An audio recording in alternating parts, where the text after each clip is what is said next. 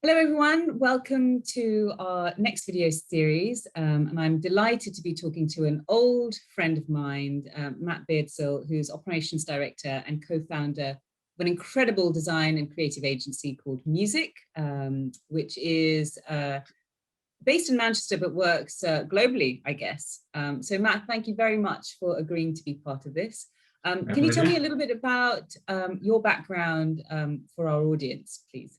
I set up Music in 2007 with partner Dave, and we've been slowly building it ever since, working with some great clients on some really interesting projects, many of which you already know about. We're still going strong. What are we, year 14, something like that, 14, 15.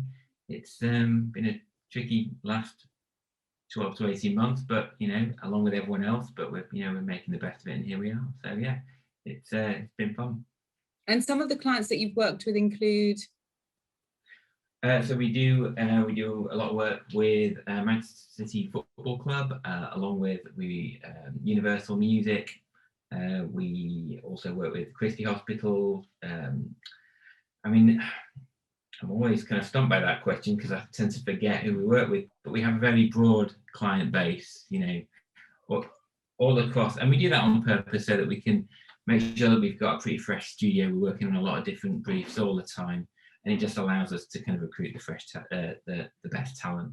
So so it could be creative music could be working on a cancer hospital one moment, on the Brit Awards the next, and then Deloitte the day after that, and then a football club the day after that, and that's kind of how we like to kind of keep things ticking. I think that's actually really similar to our business at Supreme, because it's that cross-pollination of ideas from different industries that makes you stronger and makes you better at the services and the product that you offer. So we will often, kind of take an idea that has been developed in our Italian food client and kind of almost transpose it into a client project in the music industry in the UK, and things kind of develop that way. So, but we've worked with each other for many years, and it would be great for you to tell the audience about generally the process. So, firstly, how you normally come up with a creative brief, and then secondly, how you would choose and work with supplier partners as part of your decision-making process. Okay, well, the process can differ a lot from client to client, project to project, but of course, we are an ideas-driven agency, so everything starts there, really. We carefully interrogate a brief, and then we will propose our creative ideas to the client, usually and ideally before appointing any third party to help us deliver on that brief, because of course the outcomes will be very specific to what we think the client needs, which might not always be what they've requested as part of the brief. So once we've got an idea, then of course we'll reach out to people in actually what is quite a tight network of suppliers that we've built up over the last kind of 25 years really of working in the industry. Of which you guys are a very important part, and we would we would work with you on the deliverables, whatever they might be. And of course the deliverables again change massively dependent on the client and the brief and what the touch points are for a brand, because a fan of a Premier League football club in Asia, their kind of touch points for that brand are going to be very different to a patient walking into a cancer hospital. So we obviously take that into account. Yeah, and I think that's a good synopsis of how it's really important to understand who, what, when, when doing a brief, and really appreciating that tone of voice, the brand specifics, that color, how important is that color, how important is that accent, how important is that detail. And we've definitely worked as a team here, and we've learned a lot from you and your agency, and the kind of rigor that you go through. So we're really grateful for that. So why did you want to work with us? What were the kind of choices that you had in front of you, and why did you choose us? This is almost like a dating question. Like, why did you choose me? Yeah. I was actually going to say, I seem to remember you were pretty insistent that we use you. I think we had an introduction, didn't we, through someone linked to the Fashion Council, and I mean, we're going way back here, aren't we? But I think what myself and Shelley liked, about you and the team was your keenness to try and experiment with new ideas and to kind of work with us on the process. It sounds like a small thing now, but I seem to remember it was a very good way of printing the colours we wanted onto quite a tricky fabric that kind of won us over. So yeah, I mean, it's like anything, isn't it? We're not buying widgets or rubber washers. You can't really compare one supplier with another easily, especially in your field. You have to just kind of, just do your research and make sure that you're comfortable that the product that's being proposed to you is absolutely the thing that you want. And in your case, it was. And I think, especially when we work with creative agencies, we're often the partner behind you, and you have to have the confidence to say, look, this is a partner that's almost representing you as an agency. Now, some agencies are very transparent about the suppliers and the brand providers that they work with, and some aren't. So we almost are an addition to your team to say, look, you have to have the confidence effectively of the products that we produce are representative of your agency to your end client. Yeah, I mean, we've always been really honest with our clients in as much as, we sell ideas, we sell creative solutions. We don't sell, for instance, fabric tote bags, but we can provide fabric tote bags working with people who sell fabric tote bags, and I think that is absolutely the way that you should work in terms of, being transparent with clients. I think, that helps clients to understand where our value is, and also understand, where other suppliers' value lies. So, yeah. And when you're taking a creative idea and then it's top line strategy, how do you then, what's your process in sort of building it down into physical items, whether it's signage or whether it's a product that's being given away by your clients or retailed by your clients?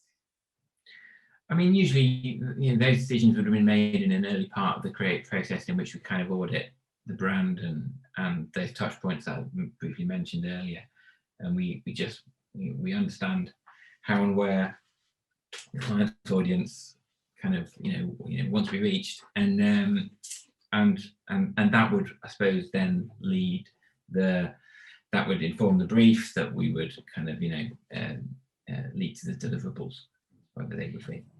And did you ever get tasked with measuring the ROI on some of the products that sort of return on investment at all?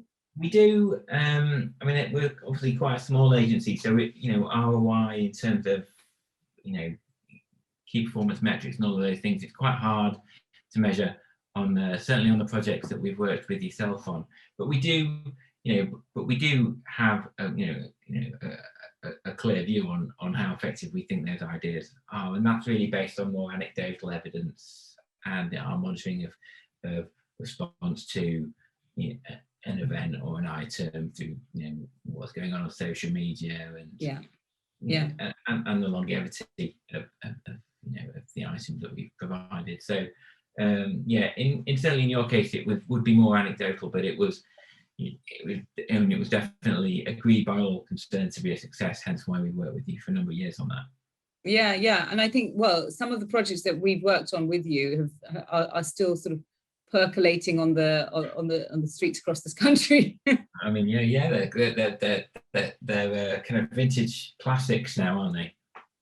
Well, I'm sitting actually in our digital showroom, and I'll just like swivel my camera, but this is our sort of archive, some of our archive of work. And it's quite interesting. It's almost like sitting in a museum of design and creative briefs that have been translated onto some of the products that we've made. So it's a very nice space that we're sitting in this showroom with my sort of tropical background. what we've very much enjoyed working with you on is creating sort of timepieces of art. And they really truly are timepieces of art, working with amazing creative, amazing graphics, amazing textures, amazing shapes, which have stood the test of time, even though they're quite a humble product, really. Yeah, they work really hard for the client, and that's why, and that's why we did it for a number of years. Yeah, absolutely. Yeah. Finally, how important, is sustainability to when you're pitching and working with clients and then recommending products for them? I mean, it's quite a big question, that, isn't it? I mean, it's hugely important, of course, and it's part of every idea that we would, that we would consider internally, and then as we kind of take those ideas out to the client and then help, into creating up work with people like yourself. I mean, it needs to be, those values need to be kind of echoed by the people and processes we use all the way through, and that's that's just almost a moral obligation. So obviously some clients it's less of a lead for them than others. However, it's certainly our job as a creative agency to make that kind of a significant part of anything that we would propose. Yeah. And finally, what sort of advice would you give to sort of any other marketeers using our service? How do you get the best out of us, basically? Good question. I'd definitely say make use of the kind of the sampling and the kind of the collaborative approach at the beginning of the project, which I know that some creative professionals feel like they know what they want, at the beginning of a conversation, and I think you're doing, certainly companies like yourself, a bit of a disservice if you're not allowing them to add a bit of value through the process, because that's really what should happen. Every successful piece of work has people adding value to it all the way through the process, and you just need to make use of your willingness to try new things, new processes. Yeah, and I think that's representative even along the entire supply chain. So even though we sit in London in a very creative space, working with incredible brands across the world, it's actually the production team in Pondicherry in India who add a huge amount of value. Once you send a brief and send a spec, they'll often improve it from a purely production led point of view, whether it's in terms of fabric consumption and not wasting, whether it's terms of ink and the usage of inks, and whether that's the most water friendly option or waterway friendly option. We get a huge amount of benefit from our entire team adding to that process, and I think that's probably quite unique for it to be such an international dialogue from production to kind of portfolio. Yeah. Good. Well, thank you so much, Matt. I really, it's always been such a humbling and incredible process working with you and your team at Music. I cannot thank you enough for the support that you've given us as a business. And I'm proud of some of the projects that we've done together. They really have been timepieces of art. So yeah, we're proud of them too. Thanks for inviting me along. Pleasure.